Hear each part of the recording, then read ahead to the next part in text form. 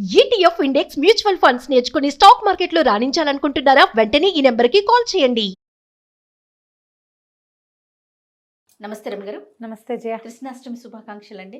కృష్ణాష్టమి శుభాకాంక్షలు జయ. దేశమంతా జరుపుకునే పండుగలో కృష్ణాష్టమి ఒకటి కదా. మంచి కృష్ణుడి స్టోరీ ఒకటి చెప్పండి రమ్మగారు, తర్వాత కృష్ణాష్టమి విశిష్టతలు మాట్లాడుకుందాం. కృష్ణగాథలు చెప్పుకోవాలంటే మనకి భాగవతం దశమ స్కంధంలో కృష్ణ లీలలు ఎన్నిసార్లు చెప్పుకున్నా, ఎన్నిసార్లు చెప్పినా, ఎన్నిసార్లు చదివినా వాళ్ళే బాగుంటాయి. అఘాసురుడని ఒక రాక్షసుడిని సంహరించాడు కృష్ణుడు. అఘాసురుడిని సంహరించినప్పుడు బ్రహ్మదేవుడు ఆశ్చర్యపోయాడు. ఎంతమందిని రక్షించాడు ఒక్క చేతితోటి అని చెప్పి, వీళ్ళ కోసం ఇంత చేస్తున్నాడు, ఇన్ని రకాలు ఇంతమంది రాక్షస సంహారం చేస్తున్నాడు, ఇంకా ఏం చేస్తాడో చూద్దాం అని అనుకున్నాడు. బ్రహ్మదేవుడు ఒక పరీక్ష పెట్టాడు కృష్ణ భగవానుడికి. బాలకృష్ణ స్వరూపంలో ఉన్న పరమాత్మకి ఆయన యొక్క కుమారుడైన బ్రహ్మదేవుడు పరీక్ష అన్నమాట. ఏం చేశారట, ఆ రోజు ఉదయం పిల్లలు మొత్తం గోకులంలో ఉన్న పిల్లలందరూ చిన్న చిన్న పిల్లల్ని ఒక 5 సంవత్సరాలు దాటాక 7వ సంవత్సరం అట్ట వచ్చాక అంత ఎత్తు అవుతారు కదా, వీళ్ళకి దూడలను అప్పచెప్పేవాళ్ళు కాపలాకి. ముందంతా దూడలు, చిన్న దూడల్ని తీసుకుపోవటం. ఒక 8వ ఏడు 9వ ఏడు వచ్చి కొంచెం కాలు సాగి బాగా అలవాటయ్యి దూరం నుంచే తమ వడ్లని గుర్తుపట్టగలరు, పశువుల్ని గుర్తుపట్టగలిగే వయసు వచ్చేసరికి వీళ్ళకి పెద్ద ఆవుల్ని దూడల్ని కూడా అప్పచెప్పేవాళ్ళు. కొంచెం ముందుకు వెళ్ళారు వీళ్ళు, ఈ పిల్ల గుంపంతా. వెళ్ళాక ఏమైంది, ఒకరోజు ఆ రోజట ఈ అఘాసుర వధ తర్వాత పిల్లలంతా ఆవుల్ని ఆలమందల్ని తోలుకుపోయారు. మరి భోజనాలకు కూర్చున్నారట. అసలు ఆ చల్దులు ఆరగించటం అనే ఒక హెడ్డింగ్ పెడతారు పోతన్ గారు. ఎంత సరదాగా రాస్తారో. వ్యాస భారతంలో అన్నం పంచుకుని తింటున్నట్టు కనపడుతుంది వ్యాస భాగవతంలో. పోతన్ గారు తన తెలుగు ప్రావీణ్యం అంతా చూపిస్తారనమాట. అబ్బో, పిల్లలందరూ ఈవిడ మీగడ పెరుగు కలిపిన అన్నం, వేళ్ల సందుల్లో ఆవకాయ ముక్కలు, మా ఊరగాయ ముక్కలు ఇరికించుకుని ఒక ముద్ద తింటూ దాని రుచిని ఆస్వాదించటం. పిల్లలంతా కూర్చుని తింటూ ఉంటే ఈ పిల్లల్లో కొంతమంది ఆవులు ఏవి కనపడలేదు. మామూలుగా ఆవులు వీళ్ళ చుట్టూతా నిలబడతాయి, పిల్లలంతా గుండ్రంగా కూర్చుంటారు. అన్నాలు తిని మైమర్చిపోయి ఉన్నారు. నా పెరుగుని తీసుకో, నా మీగడ తీసుకో, నీ ఆవకాయ ఇవ్వు, మీ ఇంట్లో ఆవకాయ బాగుంటుంది, మీ అమ్మ బోల్డ్ మీగడేసి పెడుతుంది, మా పావులు వాళ్ళకి అంత రుచిగా లేవు, మీది ఇవ్వు అని లాక్కుని పీక్కుని గందరగోళాల్లో ఉన్నారు. ఆవులు ఏవి అనగానే చూస్తే వెనకాల ఉండాలి ఆవులు అన్నీ ఒక చోట గుంపుగా. వీళ్ళు అన్నాలు తినే సమయాలకి అవి అక్కడ ఉంటాయి, కనపడలేదు. కనపడపోయేసరికి పిల్లలు అందరూ లేవబోయారు. కొంతమంది కృష్ణుడు అన్నాడు, కూర్చోండి తాపీగా తినండి, నిదానంగా నేను చూసొస్తానన్నాడు. లేచి నడుస్తున్నాడు. ఏవి ఆవులు లేవు, దూడలు లేవు. ఆవులు దూడలు లేవు. వెనక్కి తిరిగి చూశాడు. ఇప్పుడు పిల్లలు కూడా లేరు. ఆవులు లేవు, దూడలు లేవు, పిల్లలు లేరు. నవ్వాడు. నవ్వుతూ ముందుకు చూశాడు. ఆవులున్నాయి, దూడలున్నాయి. మళ్ళీ వెనక్కి చూశాడు, పిల్లలు ఉన్నారు. సాయంకాలం అయింది. సాయంత్రం అయ్యేసరికల్లా తల్లులందరూ వేచి ఉంటారు. వీళ్ళల్లో 9 ఏళ్ల పిల్లలు ఉన్న వాళ్ళకి 5 ఏళ్ల పిల్లలు కూడా ఉంటారు. కొంతమంది పిల్లలు సాయంత్రం తల్లి దగ్గర పాలు తాగే పిల్లలు కూడా ఉన్నారు ఇందులో. తర్వాత దూడల్ని తీసుకొచ్చారు. వాటికి కావాలి వాటి తల్లుల్ని తీసుకొచ్చారు. వాటి చిన్న దూడలు, వాటికి చిన్న చిన్న దూడలు ఉంటాయిగా. అందరూ సాయంత్రం అయ్యేసరికల్లా అంత ఆవాల గోపాలము వేచి ఉంటుంది. తల్లుల కోసం చిన్న పిల్లల కోసం తల్లులు, ఆవు దూడలు, ఆవుల కోసం ఆవుల దూడలు, తమ పిల్లల కోసం గోపకాంతలు. సాయంకాలం గోధుళ్ళు రేగింది, మొత్తం ఆవులన్నీ వచ్చేసినాయి. పిల్లలంతా వచ్చేసారు. వేణు ఊదుకుంటూ కృష్ణ పరమాత్మ కూడా వచ్చేసాడు. బలరాముడు భుజాన ఇది వేసుకుని, ముసలం వేసుకుని తను నడిచి వచ్చేసాడు. అందరూ వచ్చారు. అంతా సజావుగా జరిగిపోయింది. ఏడాది కాలం పాటు రోజు ఆవులు దూడలు వెళ్తూనే ఉన్నాయి, పిల్లలు వెళ్తున్నారు, సద్దులు ఆరగిస్తున్నారు, తిరిగి వచ్చేస్తున్నారు, జరిగిపోతారు. ఒకనాడు బ్రహ్మదేవుడు యథాలాపంగా భూలోకం వైపుకి చూశాడు. చూస్తే ఆవులు దూడలు అన్నీ కనపడుతుంది. ఆశ్చర్యపడి, ఇదేంటి ఇట్లా ఎలా వెళ్ళిపోయారు వీళ్ళు, నేను దాచిపెట్టే కదా వీళ్ళని. ఆయన తను దాచిన చోట చూశాడు. గుహలో ఉన్నాయి ఆవులు దూడలు, ఆలమందలు, మొత్తం గోపకుమారులతో సహా అంతా గుహలో ఉన్నారు, బయట ఉన్నారు. వాళ్ళందరి మధ్య కృష్ణుడు తిరుగుతున్నాడు. అర్థం కాల, నా సృష్టి కదా ఇది. నేను సృష్టించకుండా వీళ్ళంతా ఎటా వచ్చారు? నేను ఎవరిని సృష్టించానో వాళ్ళని నాకై నేనే గుహలో దాచిపెట్టా. నేను సృష్టించకుండా ఒక దూడైనా వచ్చే వీలు లేదు కదా, ఇవన్నీ ఎట్లా వచ్చినాయి?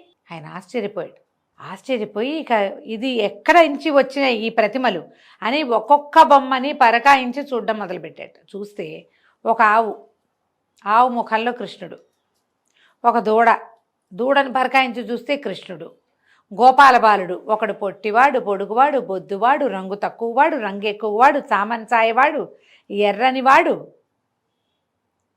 గుండువాడు, పిలకవాడు, బొద్దుగా ఉన్నవాడు ఒకడు, లడ్డు, అన్నీ కృష్ణ స్వరూపాలే.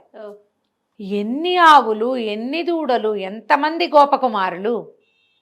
ఒక్క బలరాముడు, ఒక్క కృష్ణుడు ఉంటే ఆ ఒక్క కృష్ణుడు ఈ మొత్తం స్వరూపాల రకంగా అతనే ఉన్నాడు. మధ్యలో కృష్ణుడు బలరాముడు అడిగేట, ఏమిటో కథ మారినట్టుందే అని అడిగితే, మారిని ఆ కథలో మనం ఉన్నాం కదా, మనం ఉన్నది అందుకే కదా అన్నాడు కృష్ణుడు.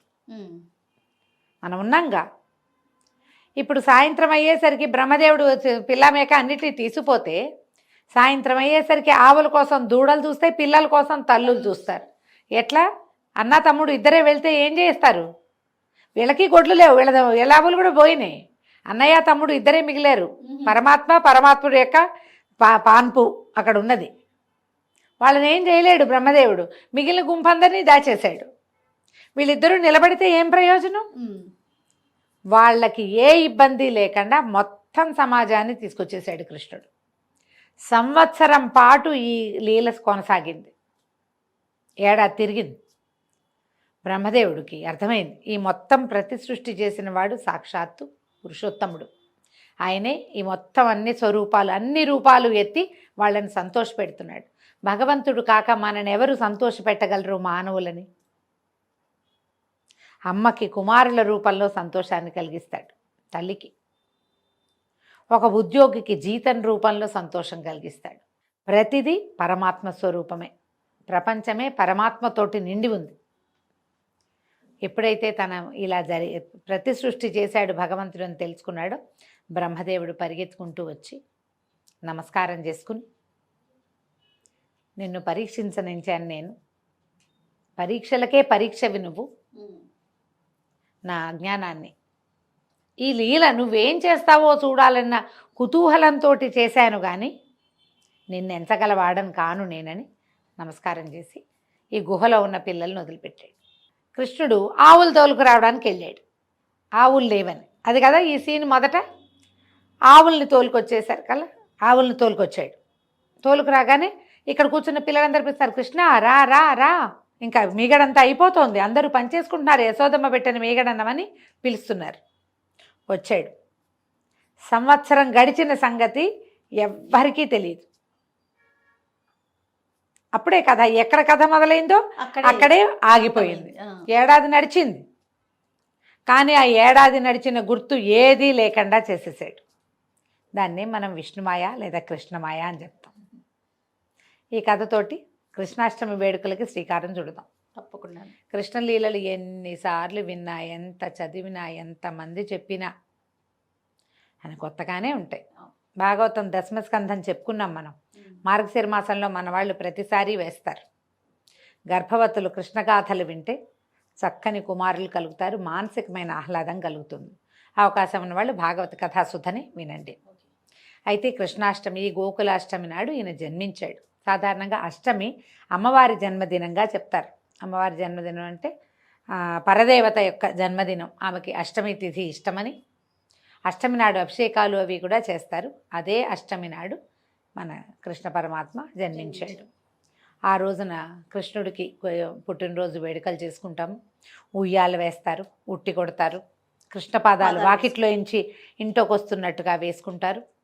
చేత్తోటి వేసేవాళ్ళు, ముద్రలు కొనుక్కొచ్చి వేసేవాళ్ళు, ఎట్లా కుదిరితే ఎట్లా ఇంట్లో ఉయ్యాలు వేసుకుని ఉయ్యాల ఊపుతూ కృష్ణగాథలు ఏవైనా పాడుకుంటూ కృష్ణుడికి ఇష్టమైన రకరకాల పదార్థాలు, ఆయనకు అది ఇష్టం ఇది ఇష్టమని ఎన్నో కథల్లో విన్నాం. పెరుగు, మీగడ, వెన్న, పాలు అవన్నీ ఇష్టం. వెన్న మీగడ పెట్టుకుంటారు, శొంఠి పొడి పెడతారు, కొన్ని చోట్ల ఇవి కాయపొడి పెడతారు.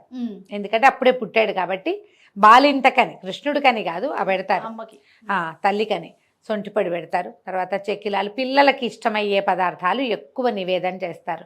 చెక్కిలాలు, చేగోడీలు, రకరకాల కరకరలు, కరకజ్జము, పంచకజ్జాయము, తర్వాత ఏమో పంచామృతాలు, గవ్వలు, చేగోడీలు, అలాంటివి అన్ని రకాల కరకరలాడే పదార్థాలు, పాయసాన్నము, ఎన్ని చేస్తే అన్నీ.